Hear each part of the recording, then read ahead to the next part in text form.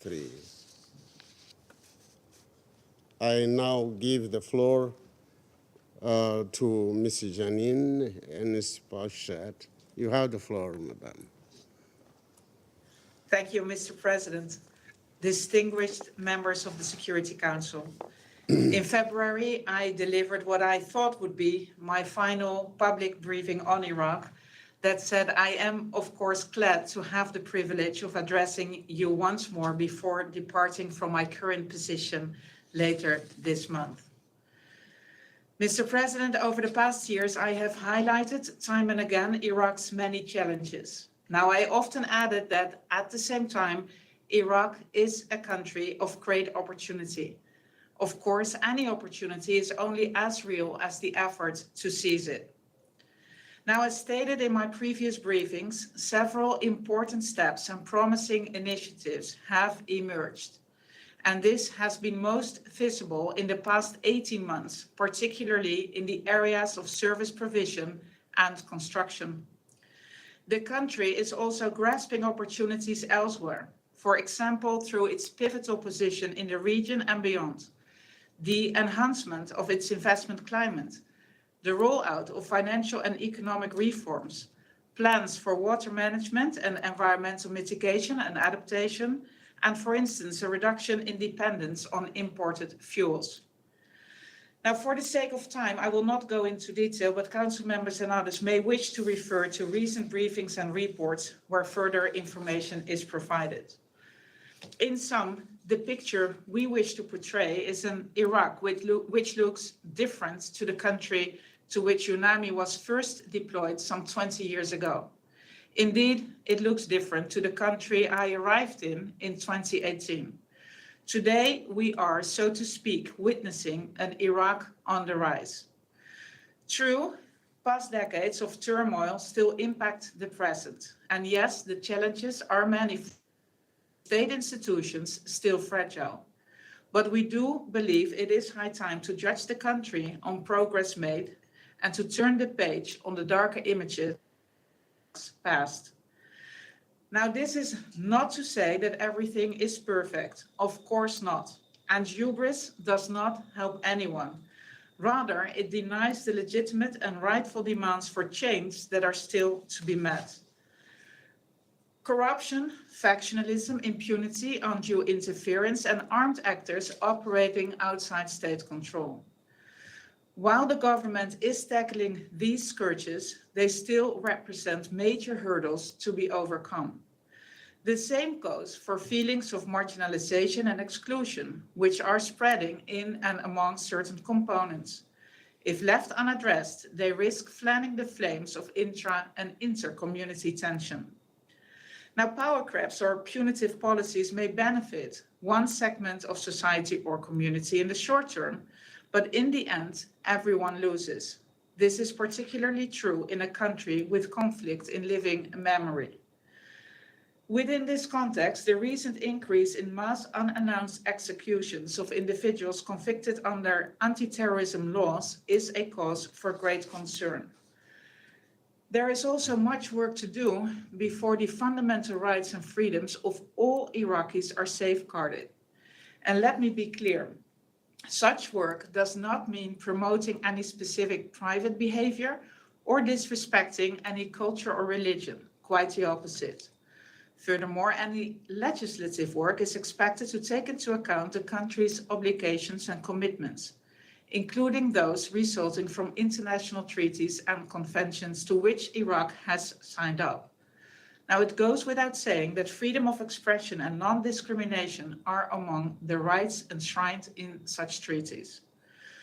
What is more, in Iraq, too many women are still waiting for a seat at the table. Others who have secured a seat are too often being squeezed out of decision-making processes. What this shows is that women's empowerment must move beyond symbolism. And yes, the need for an active, empowered, and protected civic space is as pressing as ever. But again, the Iraq of 2024 is evolving and fast.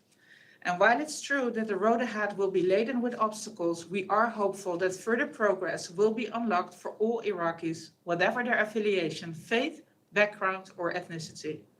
For that to happen, however, it remains, of course, essential that all of Iraq's leaders work to put the country on the clearest path to success. Mr. President, in my previous briefing, I touched upon the successful holding of Iraq's local elections in December 2023. Today, I can say that almost all governorate councils are now up and running. 2 provinces, however, Diyala and Kirkuk, remain at an impasse. Of course, it is not unusual for political negotiations to drag on. It happens across the world. Having said this, 5 months have now passed with no immediate resolution in sight. And the fact that the roadblocks to political compromise mirror those seen on other files is somewhat concerning. On a separate, but not altogether different note, 6 months of negotiations on the replacement of Iraq's parliamentary speaker have so far failed to produce results. While various factors have played into this impasse, internal divisions in the Sunni House have not helped matters. At this stage, I can only emphasize, for multiple reasons, the importance of having the speaker in the chair. Now, with the next parliamentary vote expected to be held this coming Saturday, there is hope that the new speaker will be confirmed soon. A related issue to flag here is the reality that Iraq's Federal Supreme Court appears to be increasingly filling the void created by divisive politics. Of course, legal redress is a useful and peaceful tool for the resolution of disputes.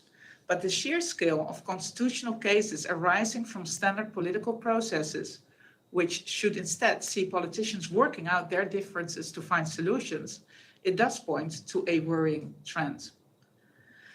Turning to the Kurdistan region. Since my last briefing, the region's political landscape has become even more polarized. As you know, after multiple postponements, the long-awaited regional elections were scheduled for 10 June. However, on 18 March, one of the ruling parties announced its decision not to participate in these elections. I won't go into the weeds of what happened next, but worth mentioning today is that inclusive, transparent, and credible regional elections capable of producing political finality and certainty are desperately needed. The stakes are high, including and increasingly within the context of the legitimacy of KR institutions. In fact, if the current impasse was to drag on, the very future of the region would hang in the balance.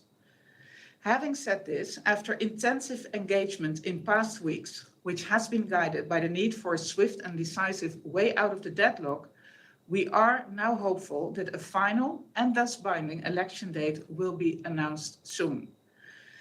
It is hoped, or better, it is expected, that the vote will take place with as minimal a delay as possible, in any case, not later than 4 months from now and with a minority quota. On Sinjar, Mr. President, it has been 9 years since the area was liberated from Daesh. However, anyone traveling to Sinjar today would be forgiven for thinking that the time has stood still. The city continues to lie in ruins, and the blueprint offered by the 2020 Sinjar Agreement for a unified administration as well as stable security structures, it gathers more dust as each year passes. This summer will mark a somber anniversary, 10 years since Daesh committed a genocide against the Yazidi people. At this stage, I can only express hope that the upcoming 10th anniversary will not be wasted, but rather used by all authorities, actors, and stakeholders to unite and step up to the plate with the sole aim of serving the people of Sinjar. There are solutions if only there was genuine willingness to make them a reality. Equally important is ensuring that the pursuit of accountability continues, certainly now, with UNITAD on its way out. And speaking more broadly, those affected and displaced by conflict deserve to rebuild their lives. This must include returns to areas which have so far been inaccessible because of the influence exerted by armed actors. To state the obvious, this does not only apply to Sinjar, but also to other areas such as Jurva Sagar, to name just one. Mr. President, taking a step back to look at the regional security environment. As you know too well, a state of volatility persists. The good news here is that Iraq's government has shown strong resolve in preventing the country from being dragged into wider conflict. As the Prime Minister said, this has meant exerting both external and internal pressure to avoid an escalation. Through these efforts, I am glad to say that currently a more stable security environment prevails in Iraq. Nonetheless, given the country's complex landscape of armed actors operating outside state control, as well as intense regional pressures, the situation remains flammable. In other words, the risk of miscalculation is still sky high. On the return of Iraqi nationals from northeastern Syria, I'm pleased to report that Iraq is continuing its commendable efforts. In saying that, time remains of the essence, and I therefore wish to express hope that returns will soon be scaled up. Within this context, let me once again emphasize that yesterday's fight against Daesh may still compound the problems of tomorrow, problems which will not stop at Iraq's doorstep. Hence, any other government with nationals in Al-Hol and or other facilities in northeastern Syria carries a duty to act. I am repeating myself, but keeping people indefinitely in these restrictive and poor conditions ultimately creates greater protection and security risks than taking them back in a controlled manner. Mr. President, a final point on the issue of missing Kuwaiti and third country nationals and missing Kuwaiti property, including the national archives. As I said last time, swifter progress is needed, and this must involve the overcoming of bureaucratic hurdles and immediate follow-up on outstanding issues. In other words, an uptick in activities to identify and further excavate burial sites is urgently needed. Also necessary is the reactivation of the Joint Committee on Missing Kuwaiti Property. It is quite simple. The pace of the search and return of property, including the National Archives, is currently too slow.